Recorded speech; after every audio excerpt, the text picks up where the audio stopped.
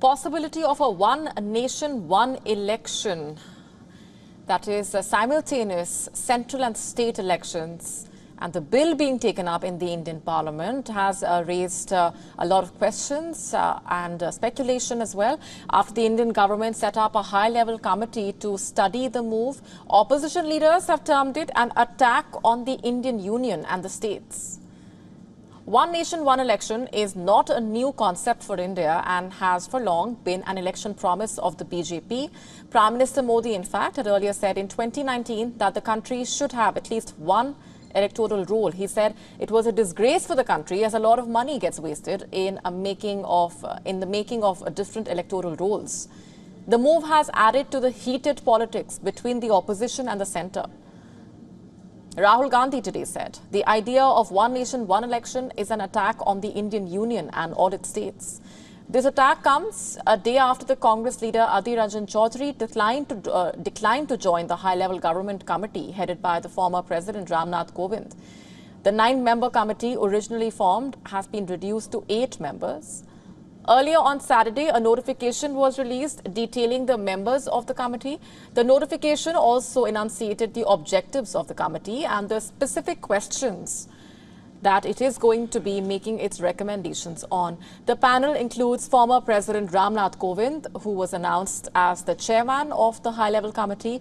The panel also including Union Home Minister Amit Shah, and interestingly, the former leader of opposition in the Rajya Sabha, Ghulam Nabi Azad, who had a bitter fallout with the Congress party.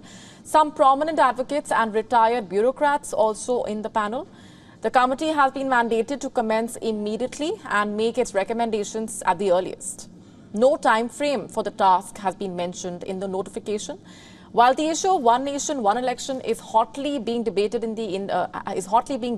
there are multiple conditions as well. There has to be an amendment to the 1951 Representation of People's Act.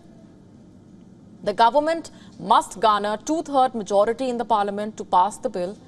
The proposal must be passed by 50% of the states. The process will also involve dissolving the state assemblies, and 5 other articles will have to be amended. Elections in India are a recurrent and costly affair given the propensity of state elections at different times throughout the year.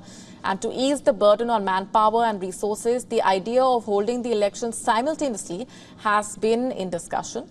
But the task needs to cross complex constitutional and statutory hurdles.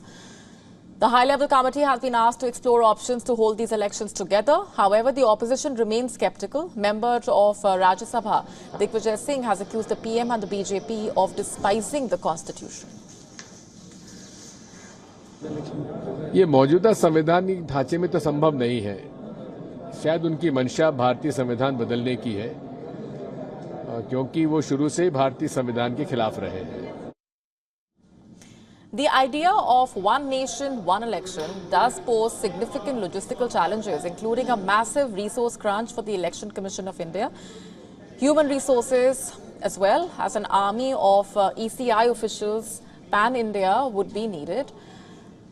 This includes the transportation of electronic voting machines to rural, tribal and extremely remote places, ensuring the safety of the EVMs, the voters as well as the officials, and other manpower management issues that would get compounded due to polls in multiple states. WION now available in your country. Download the app now. Get all the updates on the move.